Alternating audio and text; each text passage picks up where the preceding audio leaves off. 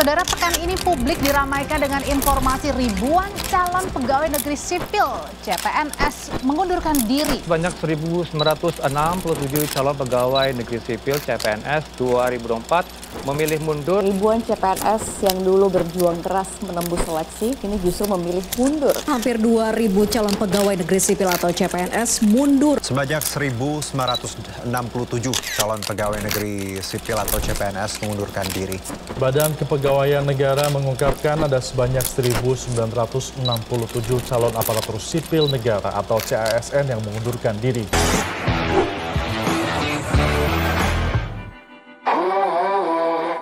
Sebanyak 1.967 calon pegawai negeri sipil atau CPNS mengundurkan diri dari formasi yang mereka lamar dalam seleksi nasional di tahun 2024. Data ini disampaikan langsung oleh Kepala Badan Kepegawaian Negara atau BKN, Zudan Arif Fakrullah dalam rapat kerja dengan Komisi 2 DPR RI pekan lalu.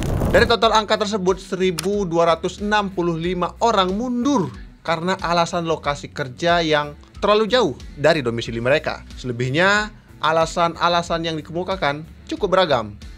Ada yang karena izin keluarga, kemudian merawat orang sakit, studi lanjutan, masalah kesehatan pribadi, kontrak kerja di tempat lain, salah memilih formasi, kemudian ada kesehatan pasangan, kemudian hingga ketidakmampuan memenuhi dokumen administrasi. Dan ada yang merasa tidak layak lulus.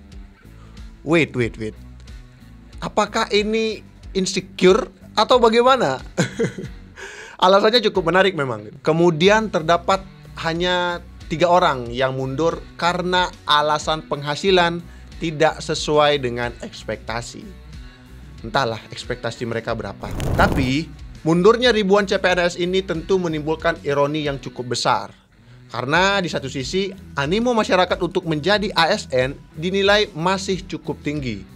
Ini terlihat dari jutaan pendaftar setiap tahunnya. Namun, di sisi lain, setelah dinyatakan lolos, justru sebagian memilih mundur, menandakan ada masalah mendasar baik pada sistem rekrutmen, sosialisasi formasi, maupun ekspektasi terhadap profesi ASN itu sendiri. Mundurnya ribuan CPNS ini berakibat pada kekosongan formasi.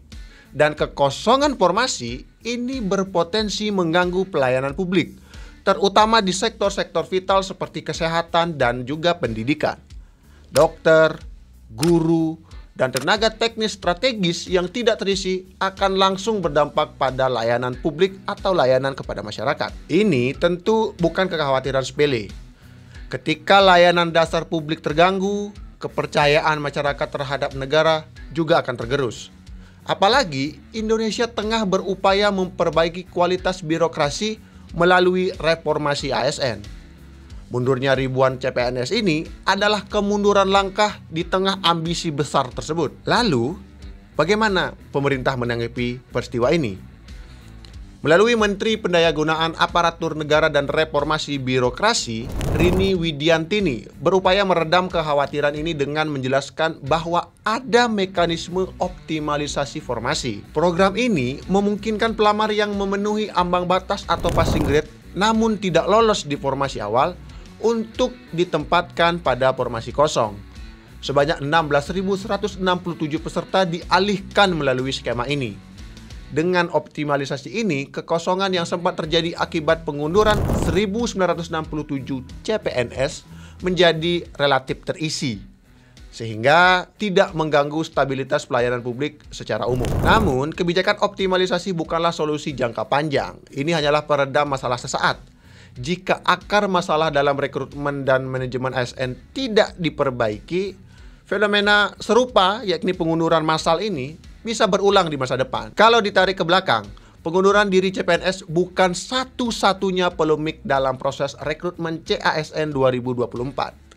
Sebelumnya, kalau kawan-kawan masih ingat, proses pengangkatan CPNS dan P3K sempat ditunda setelah keputusan dalam rapat antara Komisi 2 DPR, Menpan RB dan BKN pada 5 Maret 2025. Penundaan ini tentu menuai kritik luas karena banyak peserta yang sudah berhenti bekerja di tempat lamanya atau bahkan menolak tawaran kerja lain demi menunggu pengangkatan sebagai aparatur sipil negara. Bahkan sampai ada yang resign dari kontrak kerjanya dan bersedia membayar denda. Situasi ini akhirnya disikapi Presiden Prabowo Subianto dengan keputusan mempercepat pengangkatan. CPNS akan diangkat paling lambat Juni 2025, sedangkan P3K paling lambat Oktober 2025. Penundaan pengangkatan menunjukkan ketidaksiapan administratif dalam proses rekrutmen besar-besaran ini. Perencanaan yang lemah berpotensi merugikan para peserta yang sudah berkorban banyak demi mengikuti seleksi negara. Di sisi lain, masalah teknis seperti kewajiban e-materai juga mewarnai seleksi CPNS tahun lalu. Banyaknya peserta mengeluhkan sulitnya membeli e-materai karena terbatasnya distributor aktif. Hanya 10 dari 26 distributor resmi. Akibatnya, Panitia Seleksi Nasional atau Panselnas memperpanjang masa pendaftaran CPNS hingga 10 September 2024. Semua problem atau masalah ini menunjukkan satu hal. Rekrutmen ASN kita masih jauh dari kata ideal. Baik dari sisi administrasi, transparansi, kesiapan teknis, hingga manajemen ekspektasi peserta. Fenomena pengunduran ribuan CPNS ini harus menjadi momentum evaluasi menyeluruh. Pemerintah perlu mengambil langkah-langkah konkret seperti pemetaan formasi yang lebih realistis. Kemudian perlu ada perbaikan sistem pengangkatan, serta pemerintah harus menjamin pengangkatan CPNS tepat waktu. Karena ketidakpastian memperbesar resiko pengunduran diri dan ketidakpercayaan pada birokrasi negara. Mundurnya ribuan CPNS bukan sekedar insiden administratif. Ini adalah cermin dari berbagai masalah struktural dalam rekrutmen ASN kita. Mulai dari sosialisasi yang kurang, sistem seleksi yang tidak mempertimbangkan motivasi pelamar, hingga pengelolaan birokrasi yang belum cukup adaptif terhadap perubahan zaman.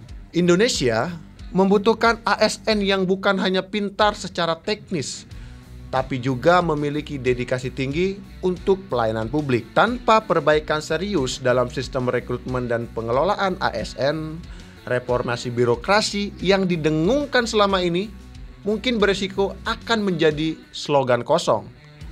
Karena itu, momentum ini harus dimanfaatkan bukan untuk sekedar menambal kekosongan formasi, tetapi untuk membangun kembali kepercayaan publik bahwa menjadi ASN adalah salah satu pilihan karir bermakna dan bukan sekedar formalitas status saja. Apalagi formalitas status untuk calon mertua. Terima kasih, sampai jumpa.